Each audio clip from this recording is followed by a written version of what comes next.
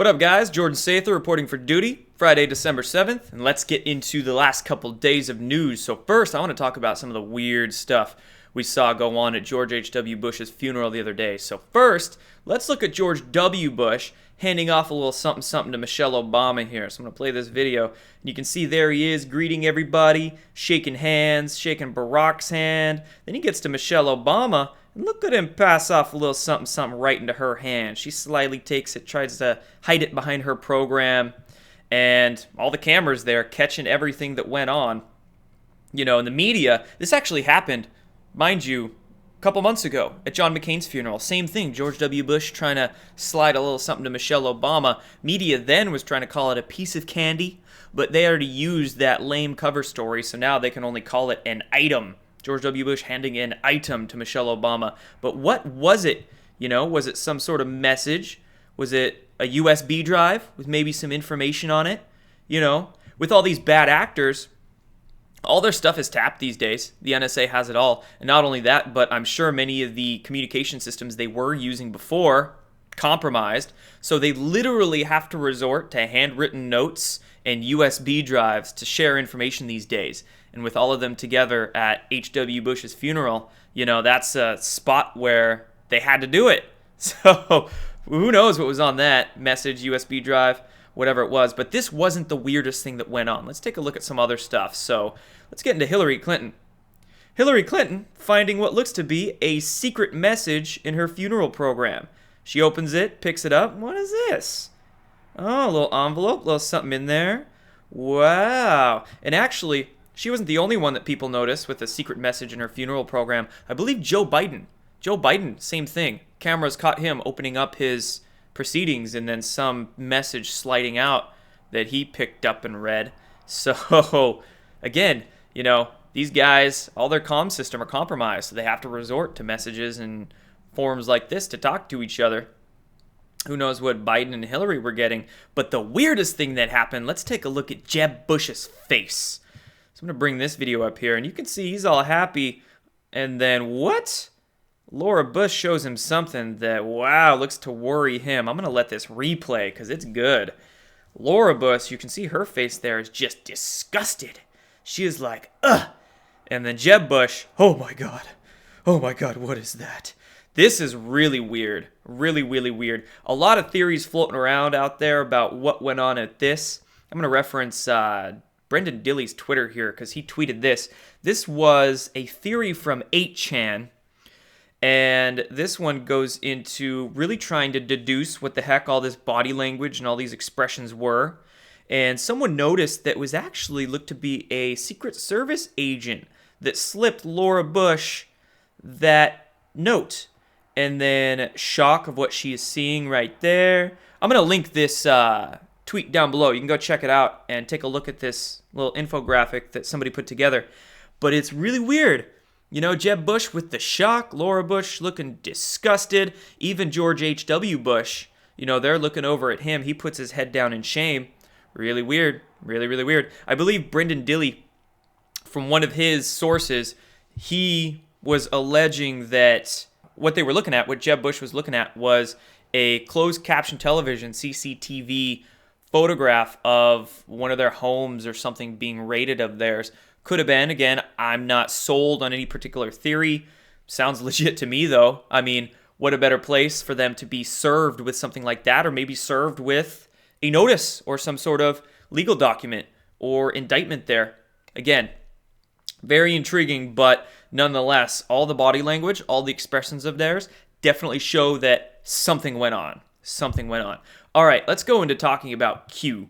Okay, we're just going to go over yesterday's couple posts in Q, and the first one that Q dropped was a link to this Hill article saying, read carefully, and questioning why is the Clinton Foundation back in the news? Well, let's answer that question first, and then we'll talk about this article. Why is the Clinton Foundation back in the news? Well, we are waiting for them to start going down in flames. We've got John Huber testifying next Thursday, December 13th, and he's going to talk about some of his investigations into all things Clinton Foundation, and not just that, but we've got a lot of these articles coming out putting the Clinton Foundation on notice. Let's take a look at this one by the Hill. Feds received whistleblower evidence in 2017 alleging Clinton Foundation wrongdoing. This one was reported by John Solomon. John Solomon's been the journalist last couple of weeks who's been reporting on, kind of leaking a lot of this Clinton Foundation information. And then it says right here, when a House subcommittee chairman bangs his gavel next week to convene an unprecedented investigative hearing, that's the one involving Huber, into the Clinton Foundation, two questions will linger. It's talking about, is the Clinton Foundation a do-gooder charity, or is it suffering from corruption and illegalities? And then John Solomon talking about that evidence, the whistleblower evidence, may reside in 6,000 pages of evidence in that whistleblower submission filed secretly more than a year ago with the IRS and the FBI. More than a year ago. That's around the time then when Huber started his investigations, right? Interesting connection there. And that evidence was assembled by a private firm called MDA Analytics, run by accomplished ex-federal criminal investigators who alleged that the Clinton Foundation is engaged in a lot of illegal activities. And this is a really good article. I'll link this one down below. It's a long one. I would definitely recommend taking the time to read it thoroughly. Let's take a look at the Zero Hedge. They wrote their own piece on this, a little shorter, a little easier to cover. I know where all the bodies are buried. Clinton Foundation chief financial officer spills the beans to investigators. And this is the big news here, is that it's literally the CFO of the Clinton Foundation that admitted to a lot of this illegal activity going on by the Clinton Foundation. Bill Clinton using a lot of business expenses as personal expenses.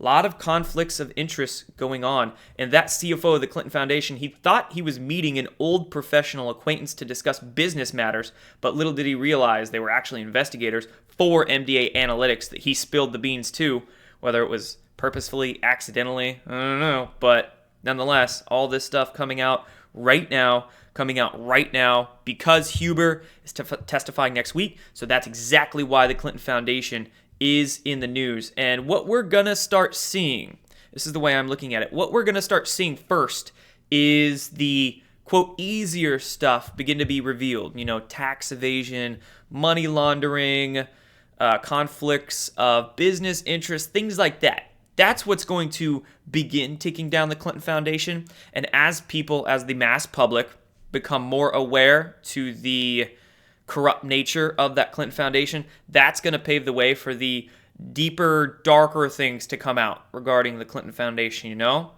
Haiti, trafficking, things like that. Treason. So keep that in mind. You know, it's a step-by-step process. I see a lot of people out there, they're saying, oh, you know, we want all this stuff to come out right now. Just rip the Band-Aid off. But you got to think, man, there's hundreds of millions of people out there in the American public that have not expanded their thinking quite that much yet. You know, we might understand that, yes, the Clintons are involved in human drug trafficking and murder and things like that, but they have yet to expand their thinking that far. So again, step by step, we must acclimate the public as fast as possible, but very slowly, methodically, carefully at the very same time. And then Q, last post here, goes on to making a lot of rhetorical questions. When did POTUS make the statement calm before the storm? October 5th, 2017. When was Huber activated by Sessions? Right around that exact same time, just a few weeks after. I can't actually find a very specific date, but it was around that exact time of end of October, very early November 2017, just weeks after that calm before the storm statement. Who is assigned to Huber? A shitload of investigators, 472 of them, so a lot. Acting Attorney General, primary purpose. Scaramucci model. Acting AG, primary purpose is to, well, many different things. Sign off on a lot of those firings that go on, you know. So Jeff Sessions was definitely doing his job when he was acting Attorney General. Now we have Whitaker. Whitaker's doing his thing. Now we're having another person slated, assumed to be next in line for that AG position. And that is, as John Roberts for Fox reports here, if my internet is working. It wasn't working about an hour ago. Don't know if it is anymore. So we'll skip that part. Next questions. Public opinion optics do not matter. Doesn't matter what you see in the public domain. All that matters is what's really going on behind the scenes. Huber to testify regarding Clinton Foundation. Huber to reveal active probe actively underway into organization. Military intelligence, FISA. World is watching. So we're going to hear some things next week, I would imagine. Here's that tweet that Q linked to. Donald Trump wants to nominate William Barr, that's his name, to be the next Attorney General. Barr served as AG during the Bush 41 presidency. So this is interesting. So that's that in regards to Q. Now let's get into some other things going on here. U.S. indicts 4 in first Panama Papers related charges. And this actually relates to what's going on with the Clintons and the Clinton Foundation as well, because the 4 people that were indicted are affiliated with the Panama City law firm called Mossack Fonseca. It's the first charges related to the Panama Papers leak. But what's intriguing about this and how it relates to the Clintons is that this law firm is doing a little bit of digging on it. It has a number of Clinton donors and associates, people associated with the Clintons, that use this law firm. And this law firm is used for legal and trust services for offshore accounting. So there you go. Offshore accounting, huh? Slush funds, offshore accounts, legal firm involved in that. A lot of Clinton donors and associates involved in this law firm. Connect the dots right there. So this definitely connecting to everything else. There you go. There's some very important indictments, very important progress being made. You know, a lot of people, where are the arrests? Where are the indictments? What I notice is that all the people who are waiting for those arrests, they only want like 3 people to get arrested. You know, those 3 people are connected to hundreds, if not thousands of other people who are going to get arrested as well. But people aren't thinking about those side connections. They're just wanting those like 3 major players, you know? So indictments happening, arrests happening, they definitely are. They're just not household names, you know? So you got to make these connections to make sure that they're important. Another person arrested that isn't a household name but is still very important, showing you that stuff is definitely going on. Canada arrests the Huawei CFO at the request of U.S. authorities. She's going to get extradited into America here, but the Huawei chief financial officer, big arrest. That is a telecommunications company out of China, and a couple things to connect here. This Huawei, that company, is a major player in 5G networks, right? Big arrest there then. Fantastic. I'm all for 5G getting stopped, right? And funny enough, recently New Zealand and Australia have been blocking Huawei from implementing 5G in their countries. America has been doing it as well for a few years. But now the CFO of that company arrested. Good news. And also the Huawei director. Let's connect some other things here. The Huawei director, his name's Alexander Downer. He was actually directly involved in that illegal FISA wiretapping of Donald Trump and his campaign team, his administration. George Papadopoulos called Alexander Downer basically a Hillary stooge. So Alexander Downer being on the board of directors for Huawei's CFO, arrested. Wow, FISA.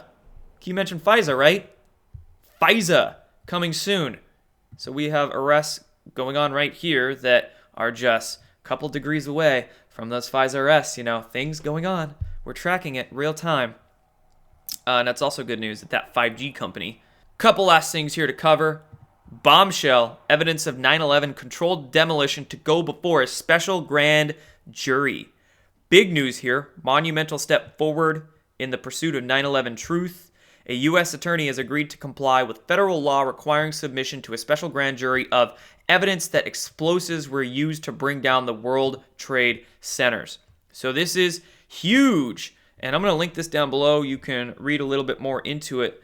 But basically, the summary of information presented to the federal government in that petition outlines that explosives were used to destroy 3 World Trade Center buildings. World Trade Center Building 7 as well. So this is not a watered down version of anything that's going before that special grand jury. It's saying that, boom, incendiary devices, high-tech explosives used on all 3 of those buildings.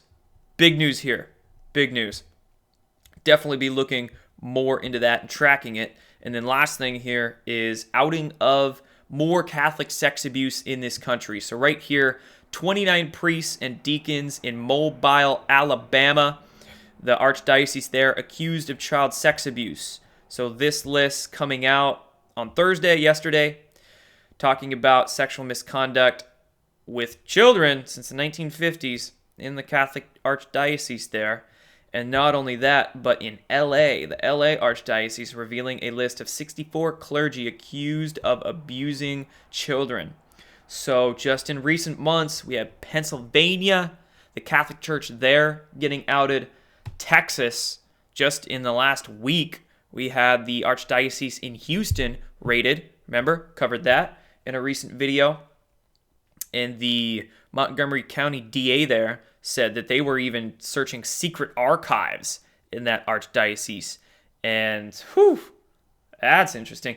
And then Mobile, Alabama, LA archdiocese, it's just spreading. Truly, it is spreading around the country. So very good news that all this child sex abuse is getting cleaned up, outed within the church. And we'll keep tracking it. Let's hope that it just continues. So that's all I wanted to report on for you guys. Very excited for Huber to testify next week.